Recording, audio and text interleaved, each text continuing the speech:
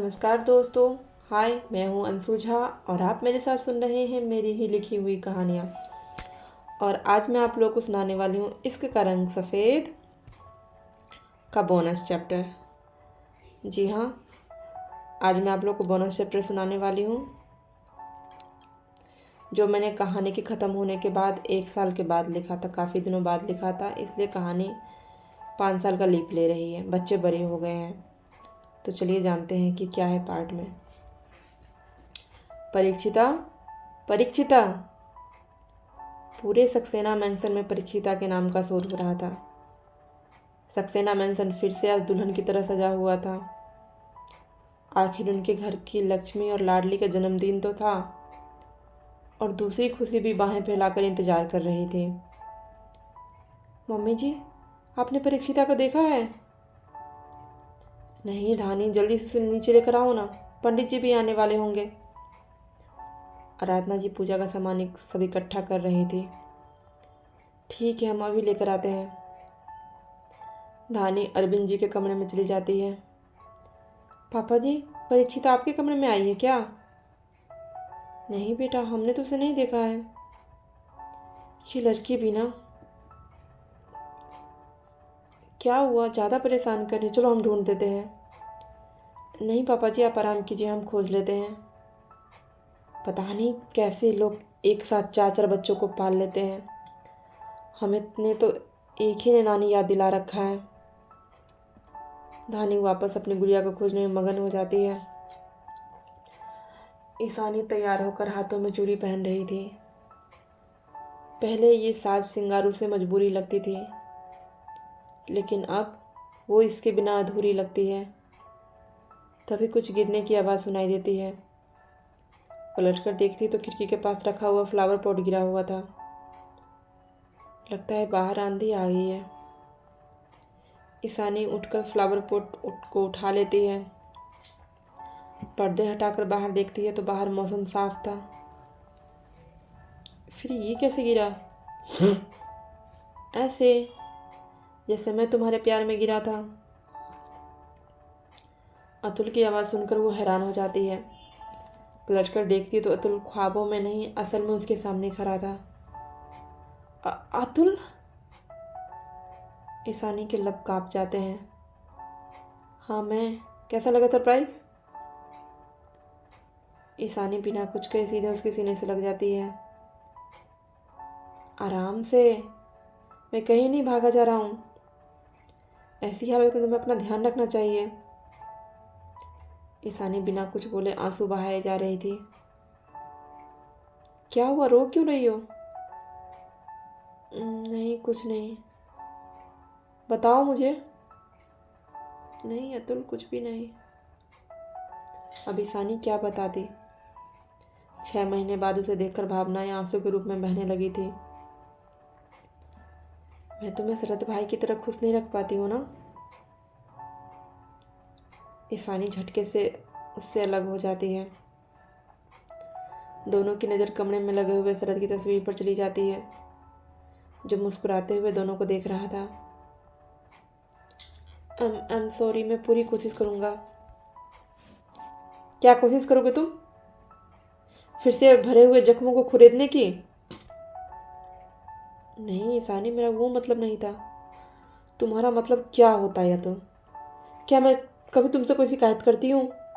कभी शरद जी की जिक्र तुम्हारे सामने करती हूँ? नहीं। तो तुम फिर क्यों उन्हें हर बात में बीच में लेकर आते हो? सॉरी प्लीज़, इस बार माफ़ कर दो, आगे से ध्यान रखूँगा।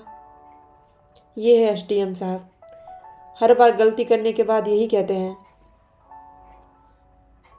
नहीं ईशानी, मुझे लगता है मैं तुम्हें शरद भाई की तरह खुश नहीं रख पाता हूँ।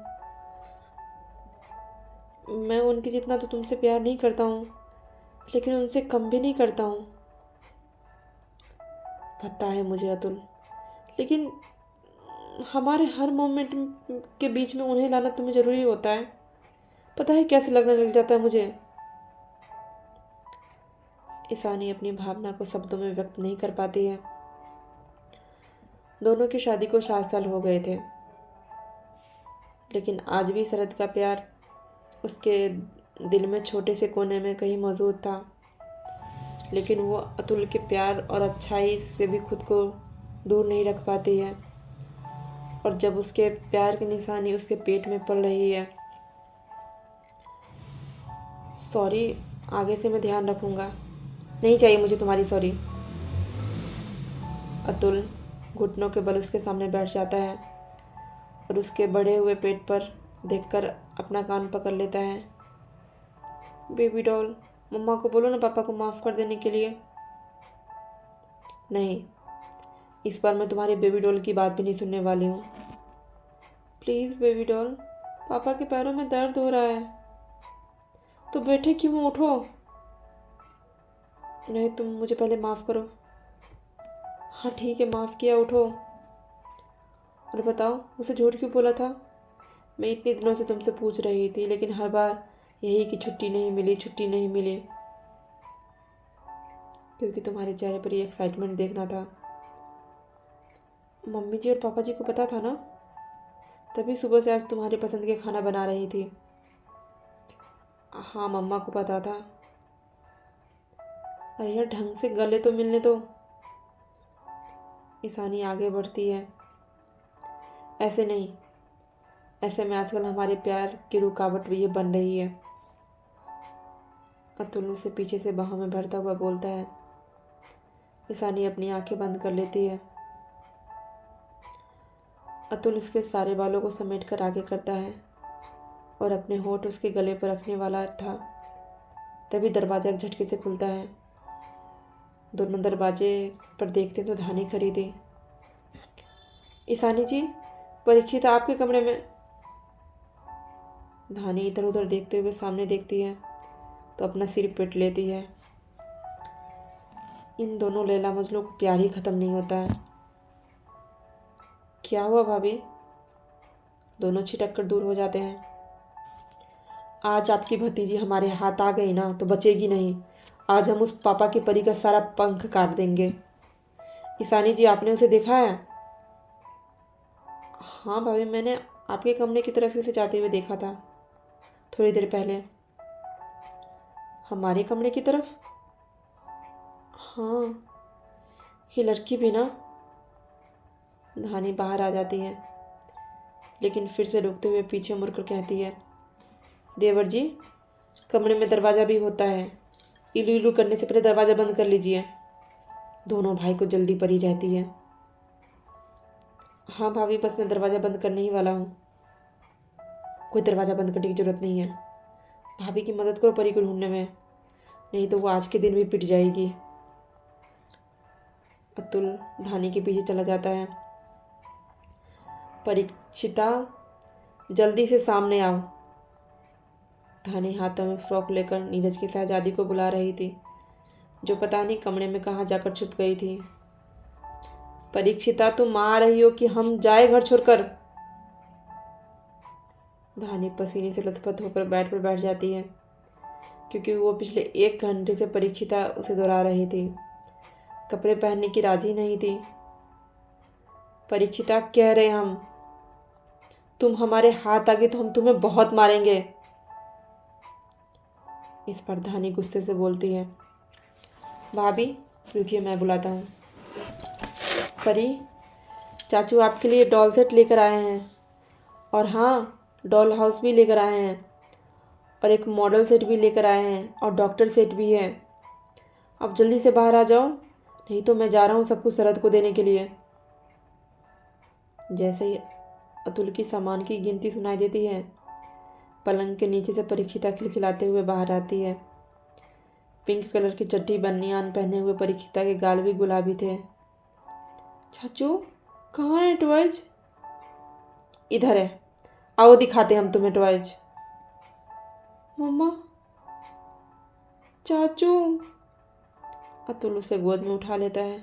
चाचू मुझे बचा लो, फिर से मम्मा पिटाई करेगी। हाँ, आज हम तुम्हें बहुत मारेंगे, बहुत परेशान किया है। मम्मा, आप मुझसे बहुत साउटली बात करती हैं, मैं डैडा से कंप्लेन कर दूंगी आपकी। हाँ तो कर देना शिकायत, मैं डरती नहीं हूँ तुम्हारे बाप से। और तेज बोलने पर मजबूर कौन करता है? तुम ही करती हो ना। अब पहनो इसे। मम्मा इस ड्रेस में इचिंग हो रही है। अलमारी में पड़े हुए आधे कपड़े तुम्हें चुभते ही हैं। अपने पसंद से खरीद कर लाती हो ना, फिर घर आने के बाद चीज़ खराब कैसे हो जाती है? मम्मा शोरूम में नहीं चुभता है। मेरी स्किन देखिए ना, ये कैसे रेसेस हो गए हैं। परीक्षिता अपने गोरे हाथों पर निशान दिखाते हुए बोलती है। उसके हाथों पर पड़े हुए छाले को देखकर धानी परेशान हो जाती है। पता है क्यों नहीं छाले पड़ गए तुम्हें? तब से तो आपको बताने की कोशिश कर रहे हैं, लेकिन आप मेरी सुन ही नहीं रही हैं। इस ड्रेस को लेकर मेरे पीछे पड़ी हुई है। तो तुम रुक कर हमें शांति से बताइए कुछ। लाओ दिखाओ। धानी उसके हाथों पर दवाई लगा देती है। चलो अब तुम आराम करो। जस्ट चिल मम्मा, दर्द थोड़ी ही हो रहा है। मैं जा रही हूँ शरद के साथ खेलने। कितनी बार कहा है भैया बुलाने के लिए? मम्मा आज के ज़माने में कौन भैया बुलाता है? तो क्या आज के ज़माने में सब बड़े भाई को भाई से नाम से पुकारते? तू बोलता ही नहीं है।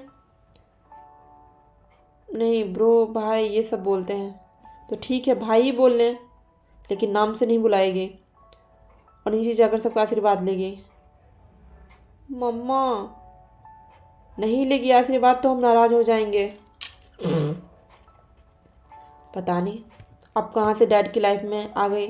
डैड इतने कूल है और आप दोनों बाप बेटी को मार मार कर डरमी कुल बना देंगे, सारा कुल निकल जाएगा। मम्मा आज मेरा जन्मदिन है। तो क्या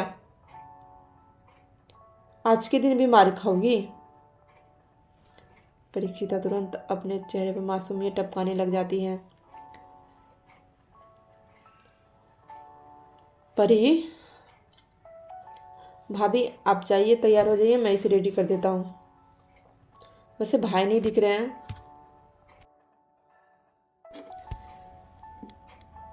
भाई कहाँ गए हैं? उन्हें देखना है तो ऑफिस में जाइए, कुर्सी पर बैठे हुए लैपटॉप चलाते हुए दिख जाएंगे आपको। वही तो भाभी, भाई तो आपकी बात मानते ही नहीं हैं। हमेशा उन्हें काम काम काम। मुझे देखिए, मैं राजस्थान से यहाँ पर आ गया, लेकिन भाई भाई ऑफिस से अभी तक यहाँ पर नहीं आए हैं। आपने बहुत छूट दे रखा है। हाँ सही कह रहे देवर जी आपने, हमने बहुत छूट दे दिया है। आ जाएगा तब हम इन्हें बताते हैं। धानी तैयार होने के लिए चली जाती हैं। चाचू आप मेरी मम्मा को क्यों चढ़ा रहे हो? मैं डैड को बताऊंगा। चुप कर डैड की बच्ची, छोटी है छोटी बन कर रहा है। बाप वाला दिमाग मत चला। मेरे अंदर बाप वाला दिमाग है तो चलाऊंगी ना। मम्मा आपकी बातों में आ जाती है, मैं नहीं। मैं सब कुछ बताऊंगी अपने डैड को। परी तुम्हें कुछ भी बताने की ज़रूरत नहीं है, क्योंकि मुझे पता है मैंने कौन से दुश्मनों को घर में पाल रखा है। डैड। परीक्षिता सीधे अतुल के गोद से कूद जाती है। शरद पहले से ही नीरज की गोद में मौजूद था। परीक्षिता उसे देखकर रुक जाती है। पापा। शरद अतुल को देखकर खुश हो जाता है। अतुल आगे बढ़कर शरद को गोद में ले लेता है। नीरज परीक्षिता को गोद में उठा लेता है। पापा आई रियली मिस यू। मैंने आपको बहुत मिस किया। शरद बिल्कुल शरद का परछाई था। वही धैर्य, वही चुलबुलापन, सबकी बात मानने वाला, सबकी सुनने वाला, सबके कहने वाला प्यारा बच्चा। शरद अपने रूप में परछाई छोड़कर चला गया था और ये शरद बिल्कुल उसके नक्शे कदम पर चल रहा था। शरद अतुल को गोद से उतरते हुए अतुल के पैर छूता है। बस बस मेरा बच्चा खुश रहे। पापा मैंने मम्मा का बहुत अच्छे से ध्यान रखा है और डोल का भी। Good boy. और मैंने किसी को परेशान भी नहीं किया। नहीं चाचू ये झूठ बोला, इसने मुझसे लड़ाई किया, बहुत लड़ाई किया। आपको पता है इसने क्या किया? मेरा हाथ भी जोर से पकड़ लिया था। अच्छा, और तूने जो मेरे हाथों को काटा था वो तो तूने बताया ही नहीं। हाँ तो मैं काटूंगी ना, मैं तो छोटी हूँ ना, तुम्हारी बहन हूँ ना। हाँ तो मैं भी डांटूंगा ना, तुम्हारे बड़ा भाई हूँ ना। नहीं तुम मुझसे छोटे हो। डैड आप बताइए, मैं छोटा हूँ कि बड़ा? ये स्कूल में सबके सामने यही बोलती रहती है। परी, डैड आप मेरे साइड लोगे, मैं आपकी प्रिंसेस हूँ ना। लेकिन हम अपने बेटे के साइड लेने के लिए, धानी आते हुए बोलती है। 10 मिनट में दोनों बाप बेटी तैयार होकर नीचे आ जाओ, नहीं तो 11वें मिनट पर जो हम करेंगे ना, उसका आप लोगों को अंदाज़ा नहीं होगा। धानी इम्पोर्टेंट काम था। हाँ, घर बीबी बच्चा सबसे बढ़कर तो आपको काम ही रहता है।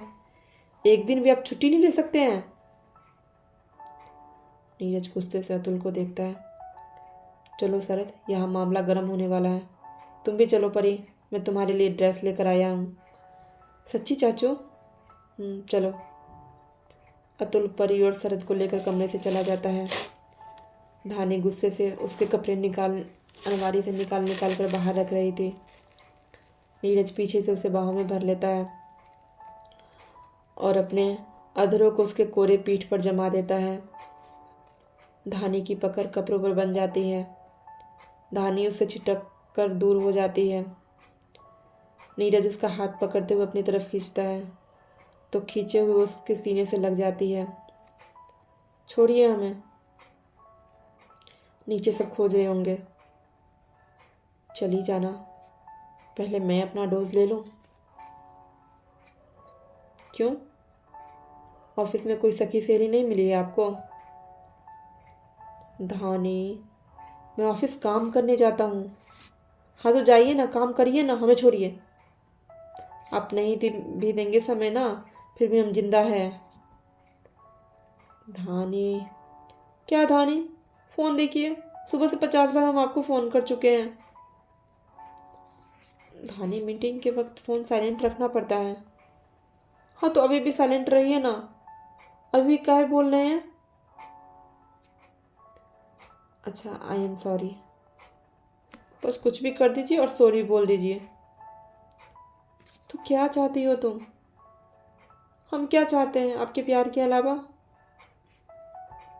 तो वही तो दे रहा हूँ। मांगने पर प्यार नहीं देना चाहिए।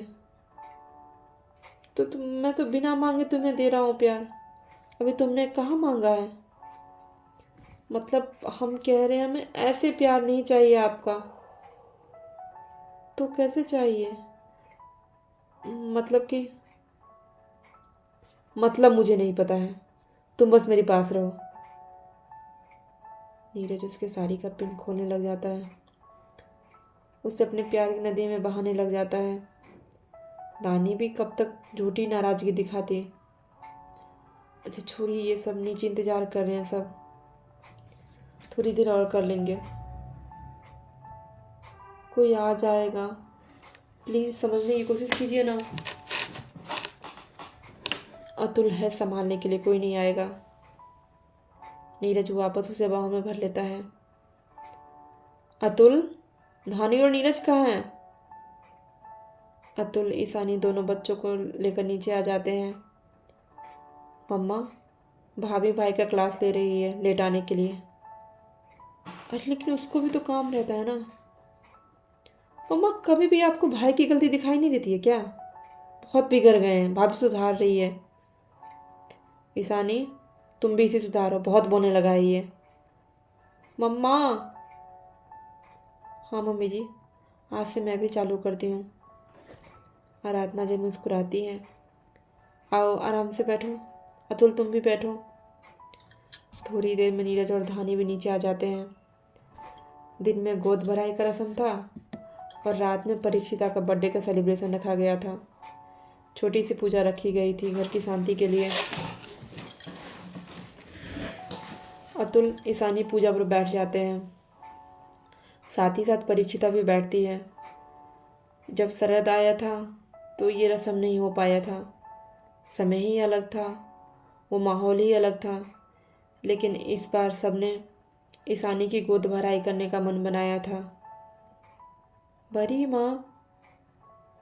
रिया के खिलखिलाने की आवाज़ सुनकर सब पीछे देखते हैं। रिवांश। शरद और परी दोनों 2 साल के बच्चे के पीछे दौड़ पड़ते हैं जो ईशान के गोद में मौजूद था। बच्चा भी दोनों को देखकर मचलने लग जाता है तो ईशान नीचे उतार देता है। दीदा, भैया बोलते हुए रिवांश ताली बजाने लग जाता है। आजा, शरद गोद में लेने की कोशिश करता है लेकिन परीक्षिता पहले ही गोद में लेने की कोशिश करती है। इसने पहले मेरा नाम लिया है इसलिए पहले मैं लूँगा। फिर से दोनों का झगड़ा होने लग जाता है। नहीं, मैं बड़ा हूँ तो मैं लूँगा। शरद भी था तो बच्चा ही। तभी कोई बीच में से रिवांश को उठा लेता है। दोनों अपना सर उठाकर देखते हैं तो नीरज था। दोनों का फैसला हो जाए तो ले लेना। पापा, dad, this is not fair. हाँ ठीक है, देखा, तुम्हारे चक्कर में हम दोनों नहीं ले पाए। मेरे चक्कर में नहीं, तुम्हारे चक्कर में हुआ है। एक के बाद एक सब रिवांश को गोद में लिए जा रहे थे। भाई, इस घर की मैं औलाद हूँ, ये नहीं जो आप लोग इसे आते ही मुझे भूल गए हैं। रिया चिढ़ते हुए बोलती है। आजा मेरा बच्चा। अरविंद जी अपनी बाहें खोल देते हैं। रिया उनके सीने से समा जाती है। बस बड़े पापा, आप ही मुझसे प्यार करते हैं। मैं कोई तुमसे प्यार नहीं करता हूँ। चल चूहिया। रिवांश, पता है तुम्हारी माँ का नाम चूहिया है। पूजा संपन्न हो गया था तो अतुल उठ गया था। भाई, अगर इसने मुझे चूहिया बुलाया ना तो आप देख लीजिएगा, मैं आपके बच्चों को क्या क्या नहीं सिखाऊंगी। सिखा देना जो मन होगा। रिवांश, बोलो चूहिया। इया। रिवांश टूटी फूटी भाषा में बोलता है। भाई। रिया अतुल के पीठ पर मुक्का मारती है तो सब हंस पड़ते हैं। चूहिया, अब तुम मोटी हो गई है, दर्द होता है यार। हंसी खुशी गोद भराई का रस्म स्टार्ट होता है। आराधना जी गोद भरने की शुरुआत करती है। उसके बाद एक सब उसके आंचल में फल और मिठाई रखते जा रहे थे और उसके कानों में कुछ कहते जा रहे थे। धानी देख रही थी।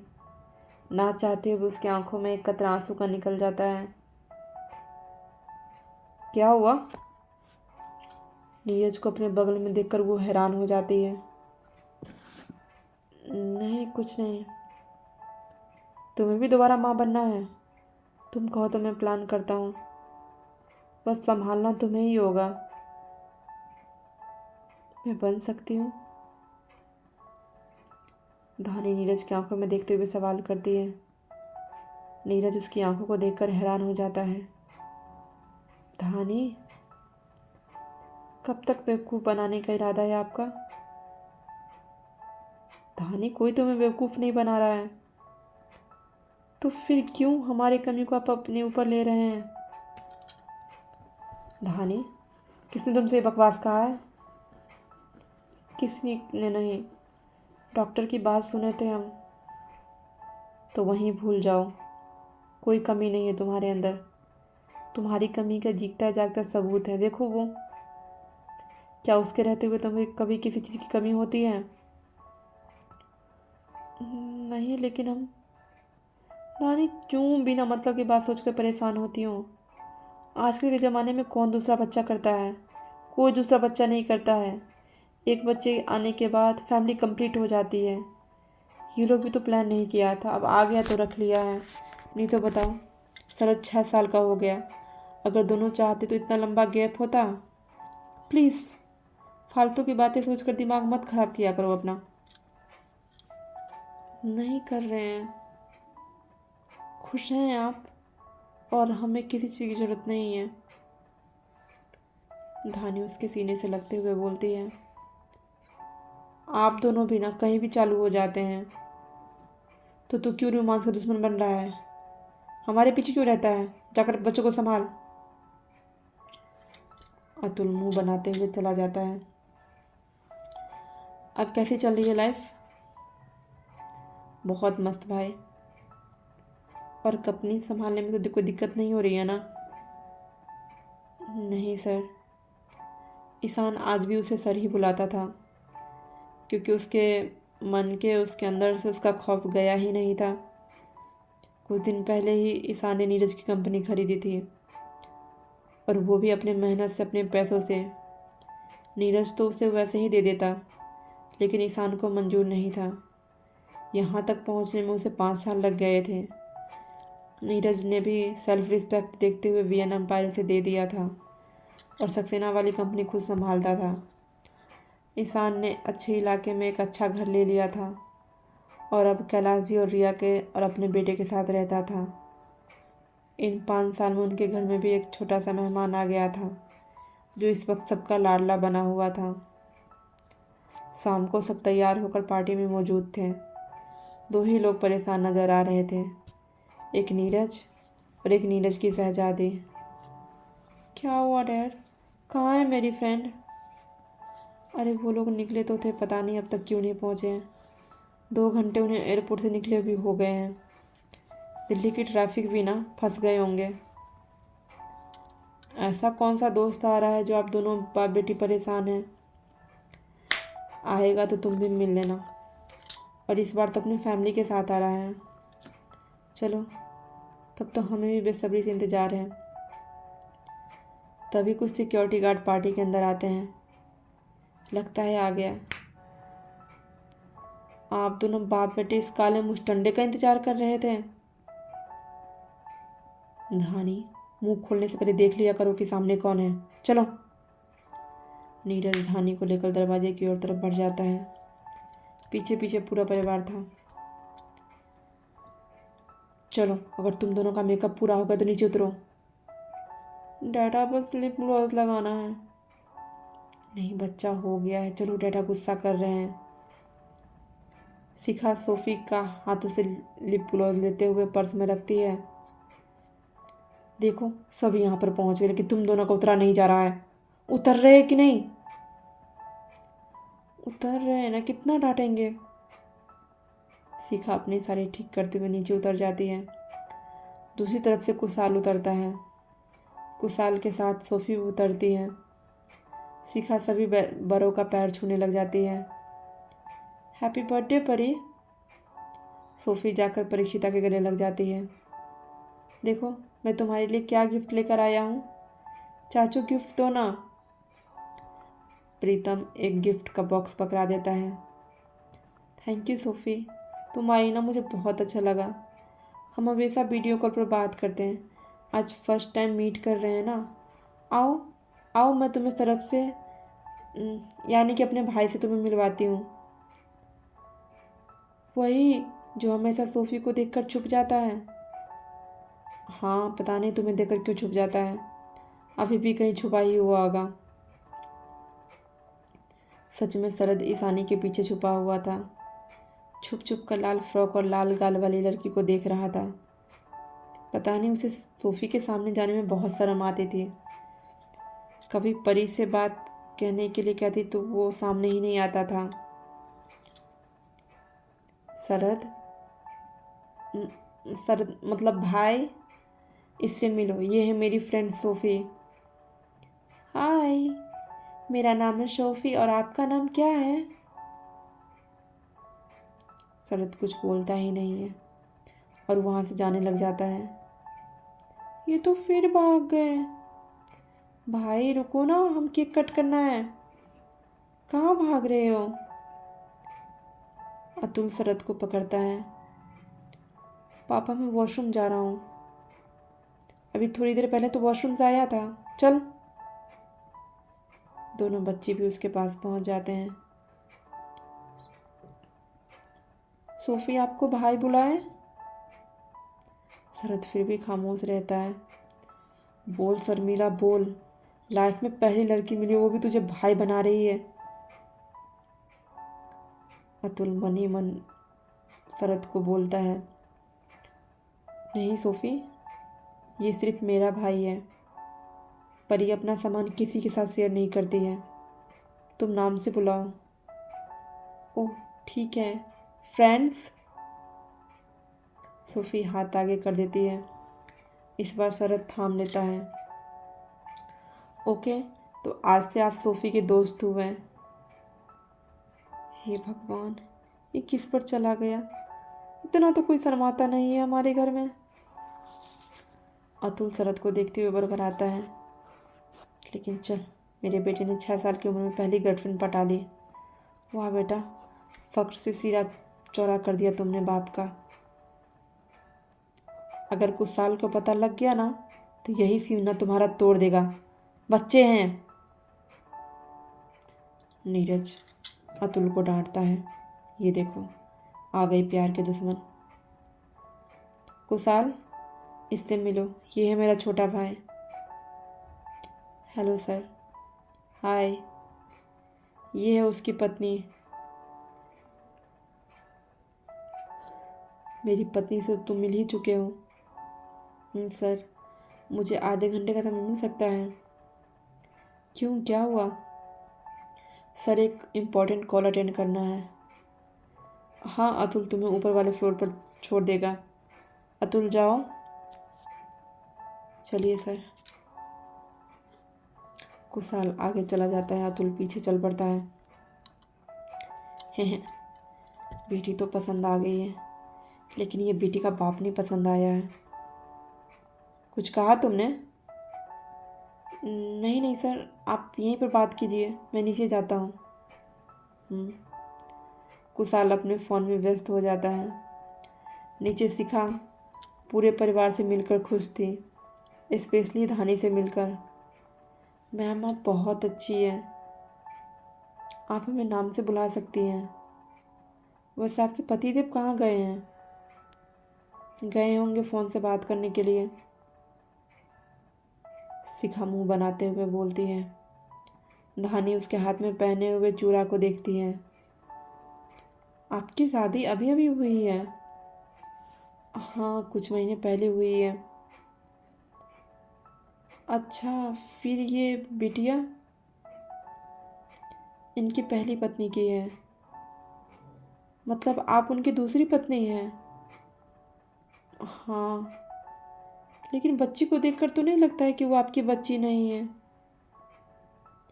हाँ मैम, मैं उनकी दूसरी पत्नी भले ही हूँ, लेकिन उस बच्चे की पहली माँ मैं हूँ।